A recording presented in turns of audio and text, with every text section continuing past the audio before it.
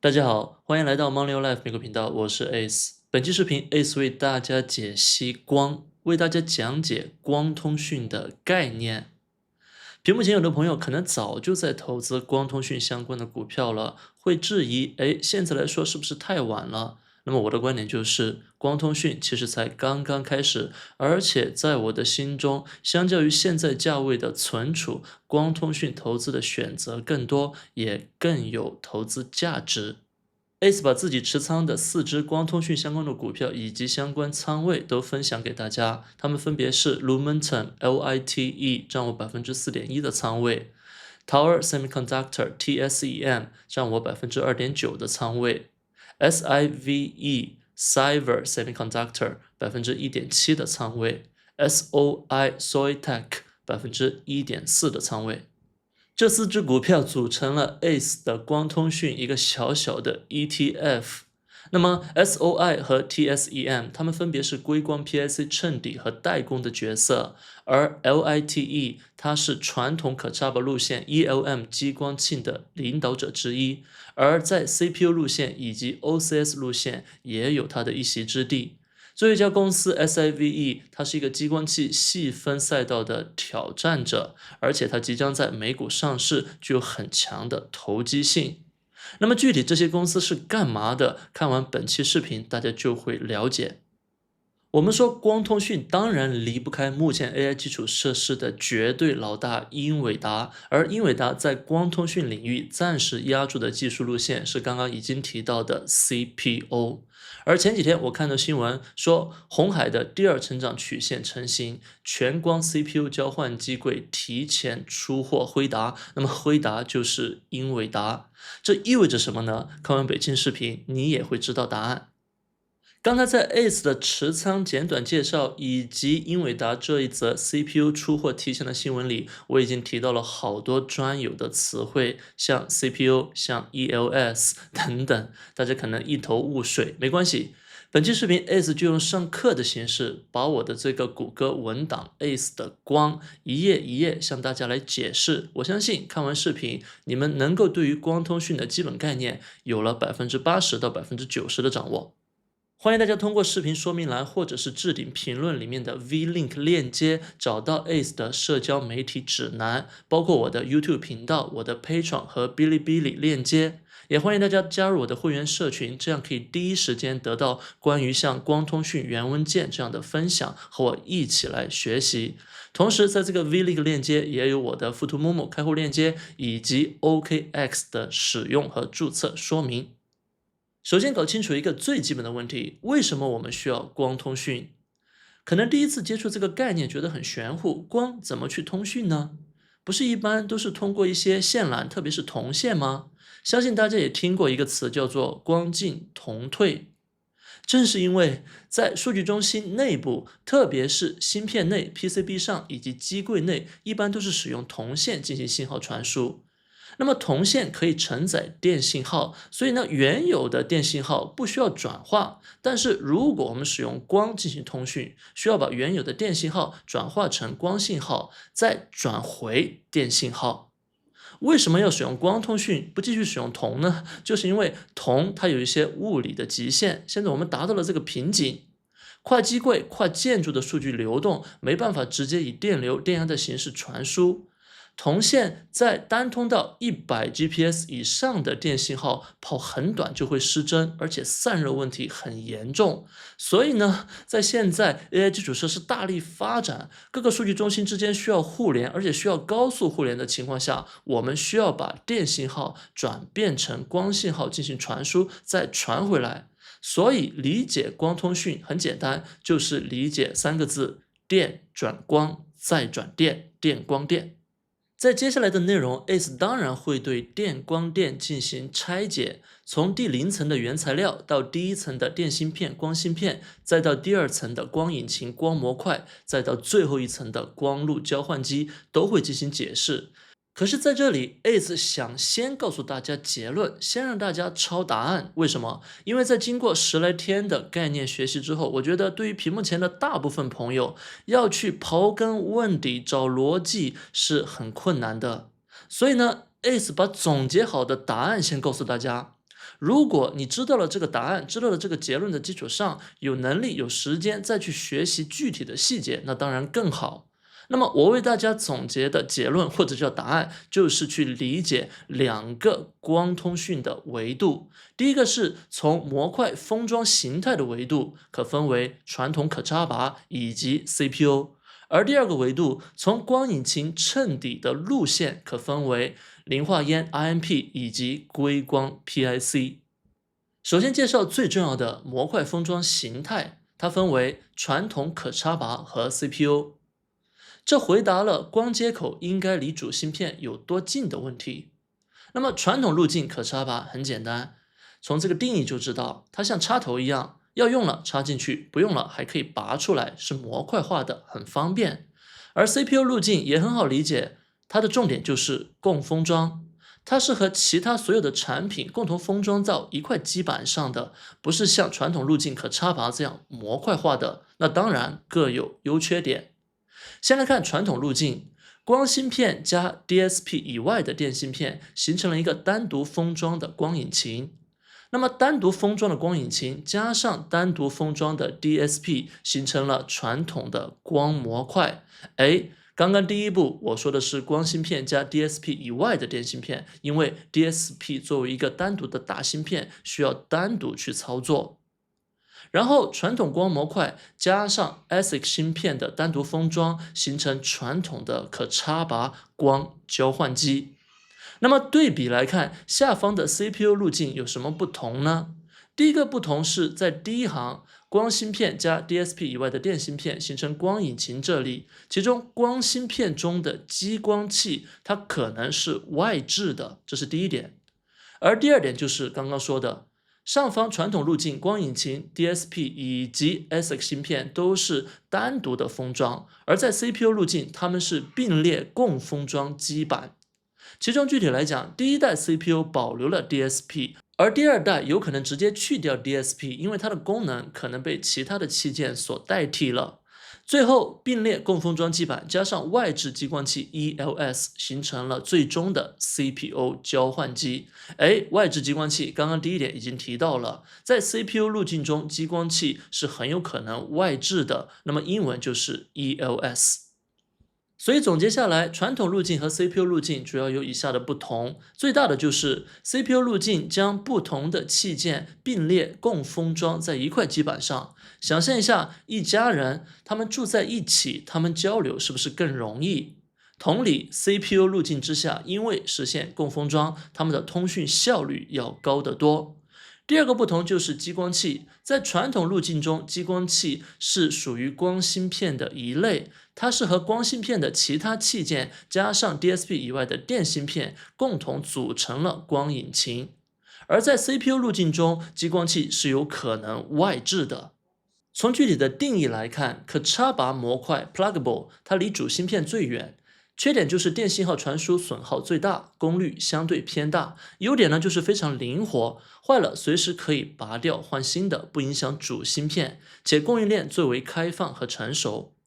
而 CPU 光电共封装，它将光模块和主芯片深度集成，优点就是电路径被压到最短，带宽高，密度大，延迟最小。代价就是散热高度集中，且系统耦合太深，光模块坏了可能会影响整块板卡，维护成本极高。而介于两者中间的，其实还有一个概念叫做 NPO 近封装光学，它介于 CPU 和可插拔之间的折中。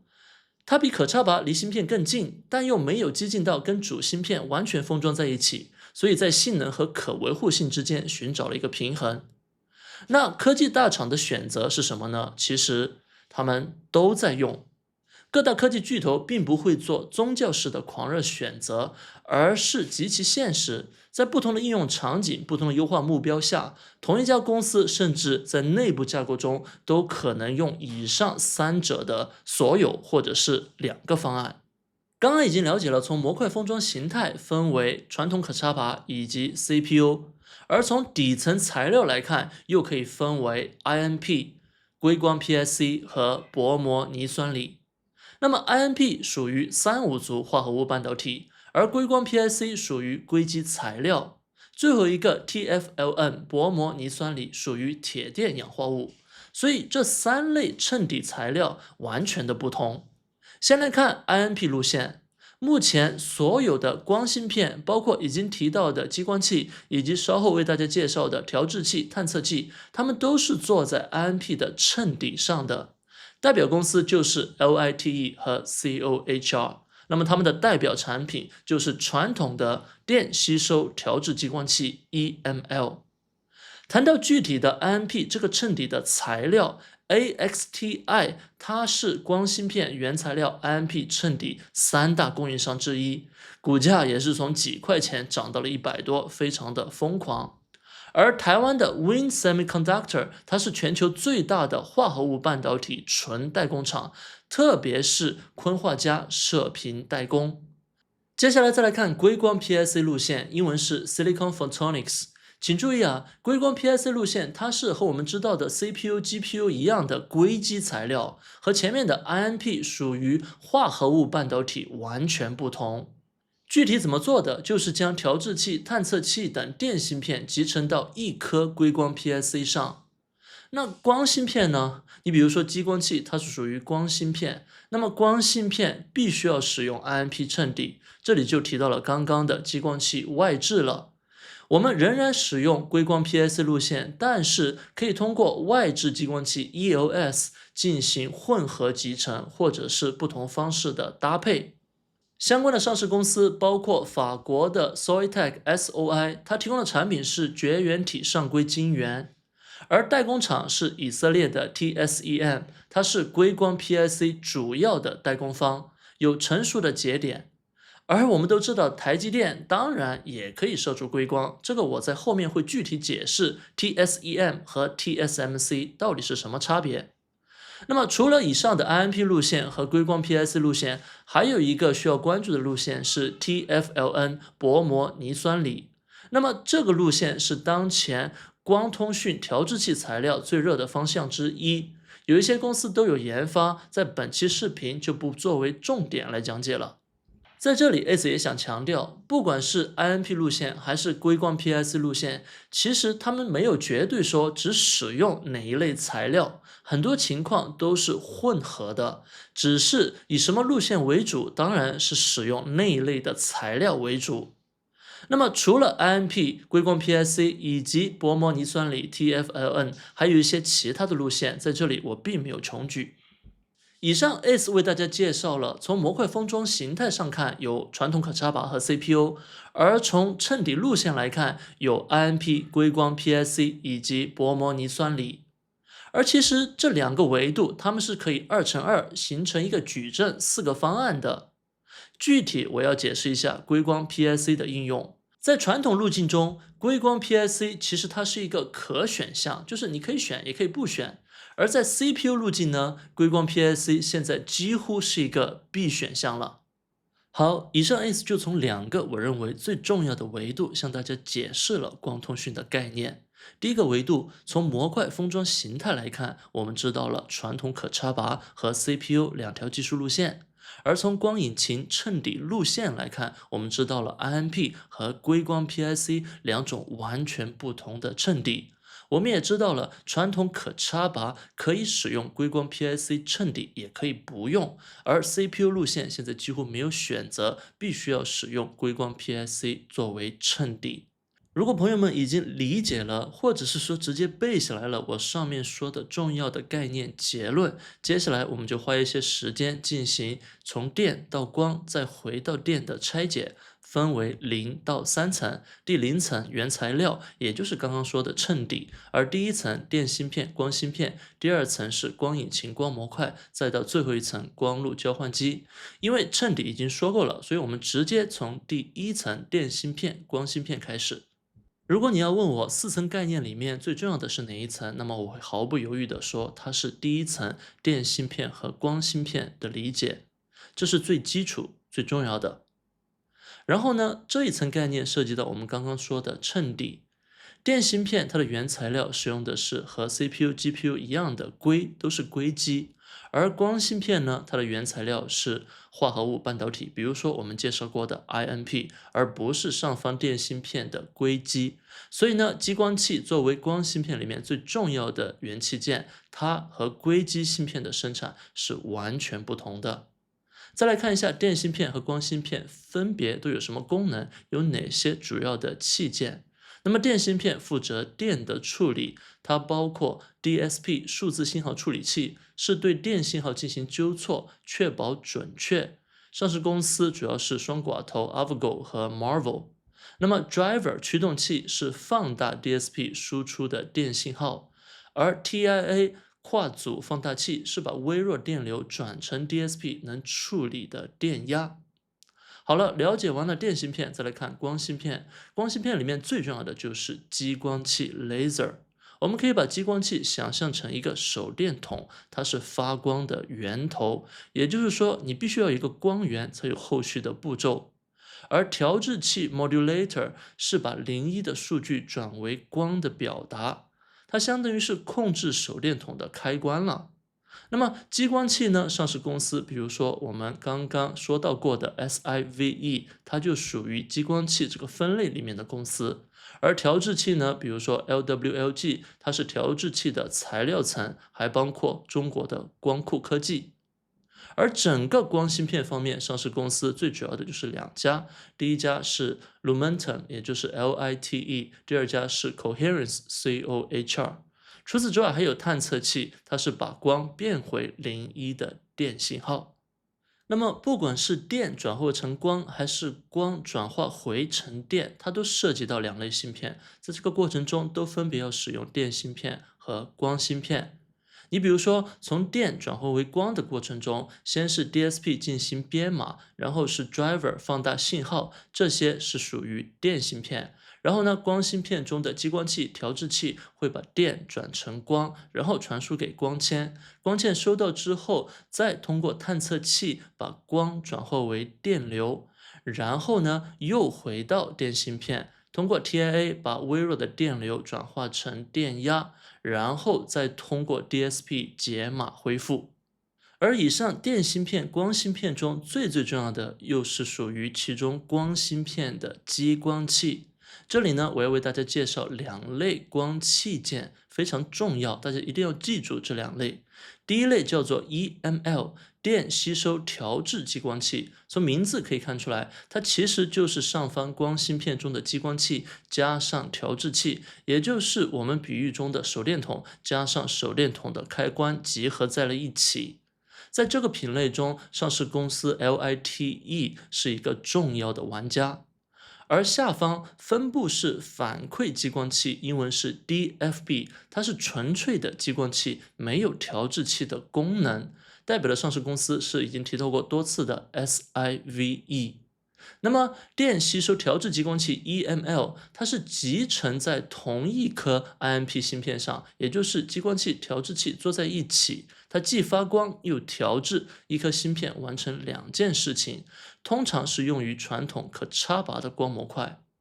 而分布式反馈激光器 DFB 它没有调制功能，工艺相对简单，只需要长激光器的结构持续的发光就行了。它一般可用于硅光 PIC 路线，包括我们提到的 CPU 路线中的外置激光器 ELS。所以呢，我在之前讲过 SIVE 这家公司它的未来是和 CPU 技术以及外置激光器 ELS 相关的，而不是传统的 INP 基础的可插拔。然后再来看第二层概念，光引擎和光模块。有了刚刚的光芯片以及电芯片概念，其实光引擎、光模块就是一个打包整合的过程。那么光引擎它负责打包光芯片以及除了 DSP 以外的电芯片。为什么 DSP 要单独做呢？因为 DSP 和 GPU 同源都是硅基，而光芯片呢是 INP 的化合物半导体，物理上没办法集成在一起。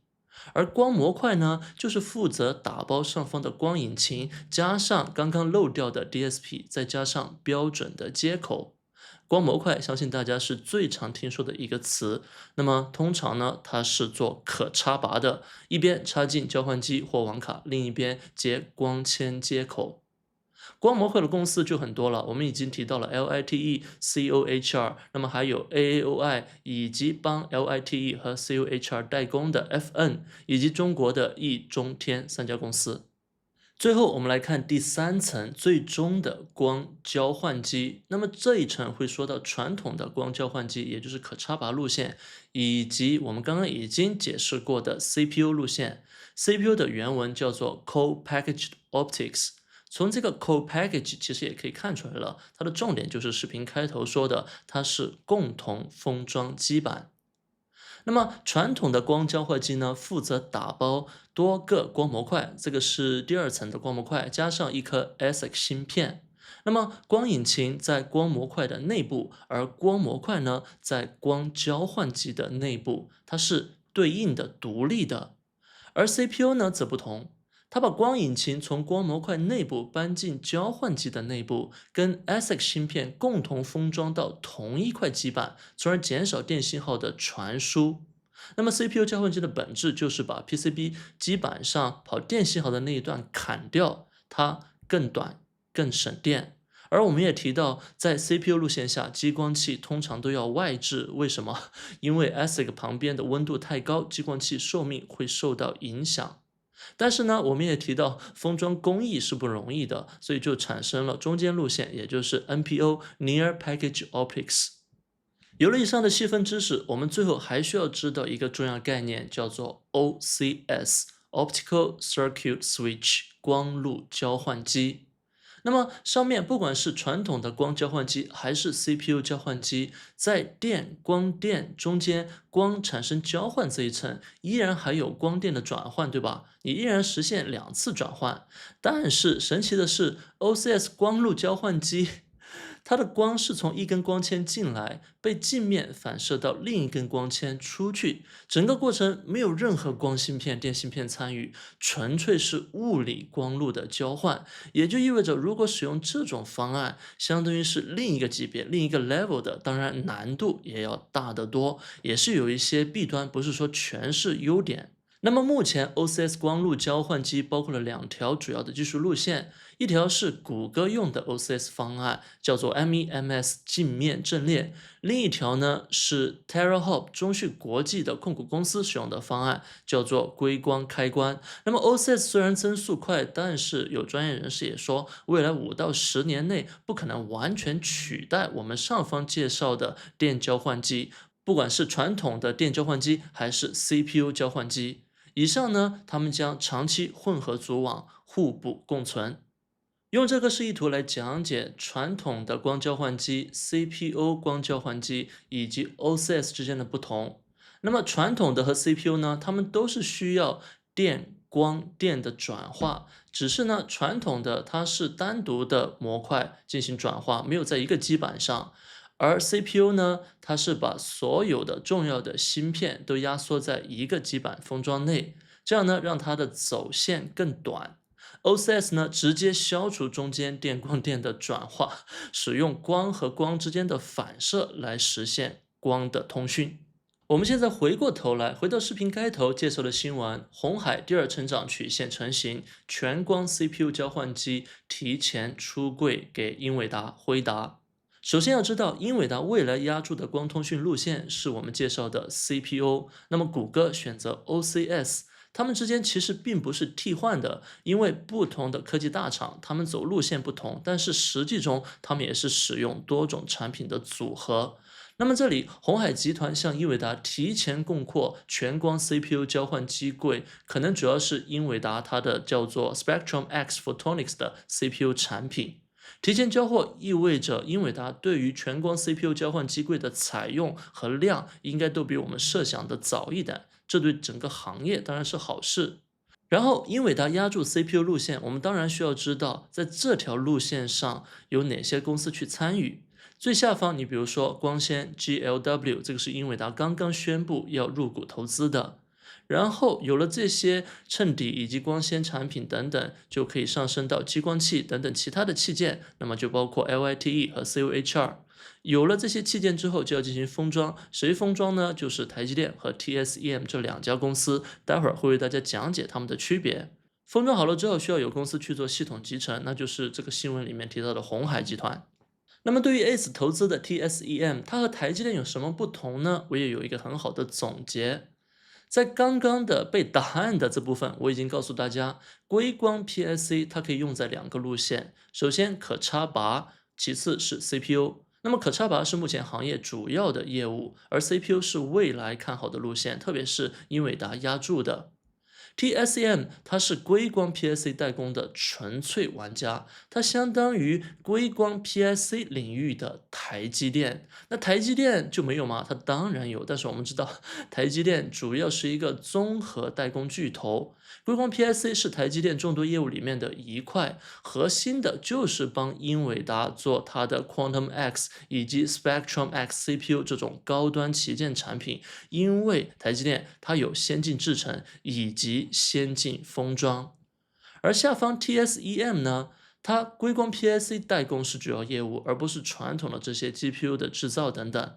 在 1.6T 可插拔光模块代工 TSEM 占了85%的份额，是当前 AI 数据中心正在大规模出货的硅光产品的主代工公司。客户包括英伟达、中芯国际、Coherent 以及 Marvell。哎，怎么又有英伟达？哎，你说的对，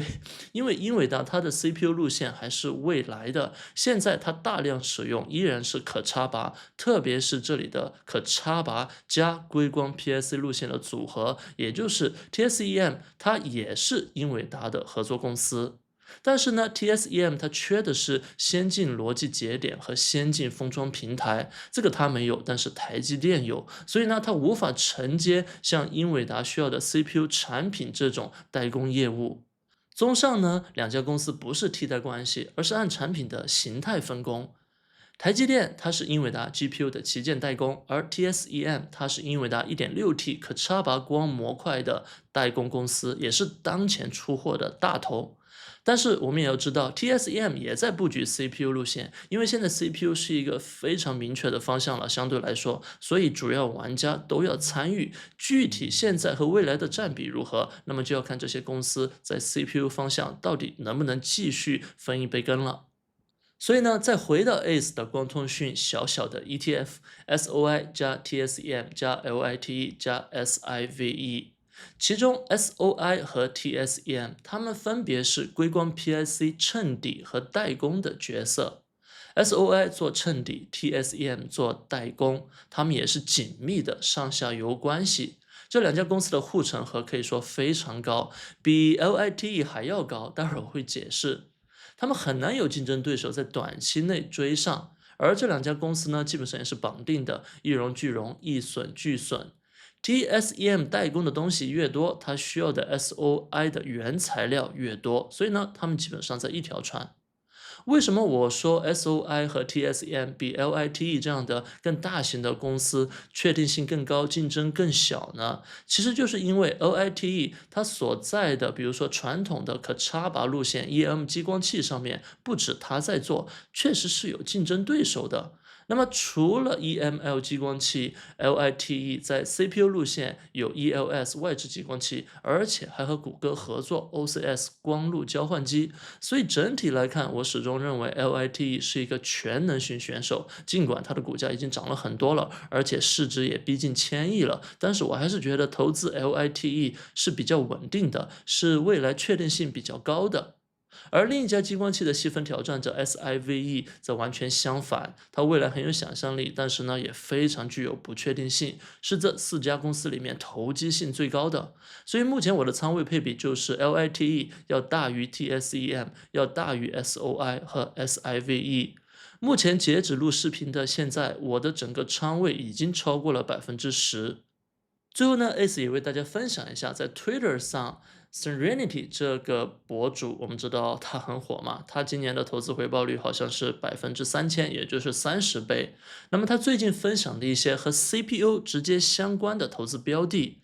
台湾有3家公司，这是他最近经常提到的，分别是8147、3363和6451。而除此之外呢，下面有10家，主要都是在美国上市的公司，大家也可以关注。除了我提到的 SIVE、TSEM 以及 SOI 之外呢，还有 IQE、MTSI、COHR、GFS 和 ASX。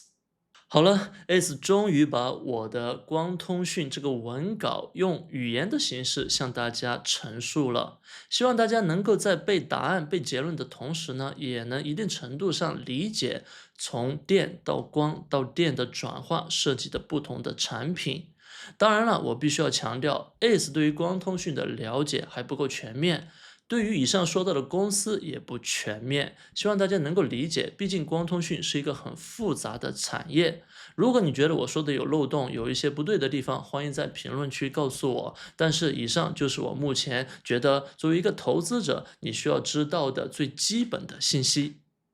如果你想要和会员朋友们一样，在第一时间就获得 Ace 的不同的文稿，比如说这个光通讯的学习文稿，欢迎大家通过视频下方的 V Link 链接集合，找到我不同的社媒指南，然后呢，通过这些社媒加入我的会员社群。其中 YouTube 频道目前只是在播放视频，没有任何会员设置了。在外网的朋友可以通过 Patreon 加入我的会员，包括交易更新、Discord 群和交个朋友的 VIP 级别。而在哔哩哔哩的朋友，欢迎通过充电来加入我的微信群。当然，也欢迎通过我的 Twitter 关注我平时的动态。如果你对富途木木以及 OKX 有开户或者是使用的需要，欢迎通过 Ace 的链接进行开通，享有一些特殊的优惠。